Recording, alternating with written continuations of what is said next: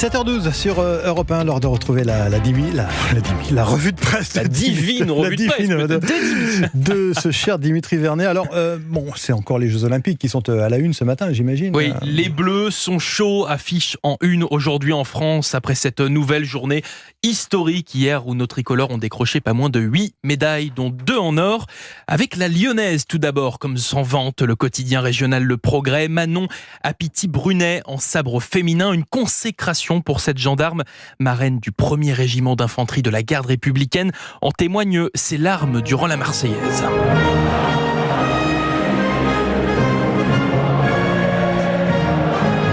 Tireuse aussi forte que sensible, écrit de son côté le journal L'Équipe, qui nous rappelle que ses larmes ont également rythmé sa préparation à chaque moment de joie comme de stress. Je suis une fille sensible qui pleure beaucoup. Je vis les montagnes russes, disait-elle il y a quelques semaines. C'est moi, je suis pleine d'émotions.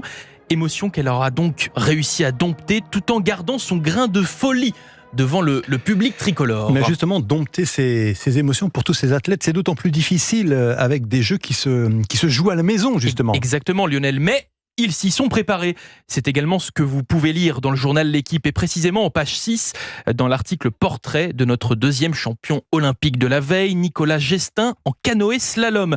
Pour rester détendu et gérer la pression d'une foule de supporters, le Breton de Quimperlé explique s'être entraîné en naviguant avec un casque diffusant de la musique à fond et même en se cachant un œil pas commun, oui, mais efficace. Chacun sa méthode pour dompter ses émotions face à ce public français en transe, hors forme olympique, comme le décrit très justement le Figaro, parlant d'un grondement de tonnerre donnant la chair de poule à chaque performance tricolore.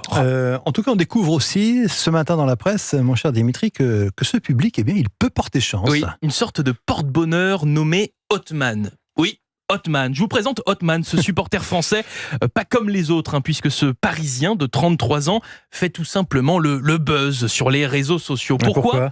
Eh bien parce qu'il a simplement, on va dire, assisté à toutes les médailles d'or de l'équipe de France lors de ces JO. Oui, les 5 en 3 jours de compétition.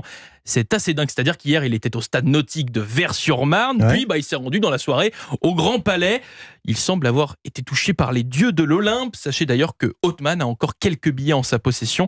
Les finales de Léon Marchand, Teddy Riner ou encore Sacha Zoya en 110 mètres haies. Affaire à suivre. Ouais, on va voir s'il réalise le grand chelem. Le nouveau poulpe pour l'équipe de France. C'est moins glorieux. C'est vrai. Une affaire à suivre, Dimitri. On termine cette revue de presse avec une autre médaille d'or française. Ou plutôt une médaille en chocolat affichée en une du journal L'Opinion qui nous relate un rapport de la Cour des comptes sur le budget de l'Élysée. Et autant dire que ça ne va pas super dans l'hôtel du Mozart de la Finance avec un budget 2023 en déficit de plus de 8 millions d'euros alors qu'il était à l'équilibre l'année précédente. La raison, les dépenses en cocktails et dîners de l'Élysée qui ont explosé selon la juridiction financière. Sobriété, nous avait dit le président, un sacré dérapage olympique.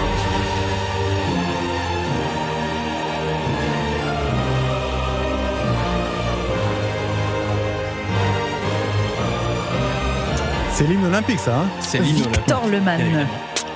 Merci Dimitri Vernet, c'était votre revue de presse sur Europe 1. On vous retrouve après le journal de 8h30.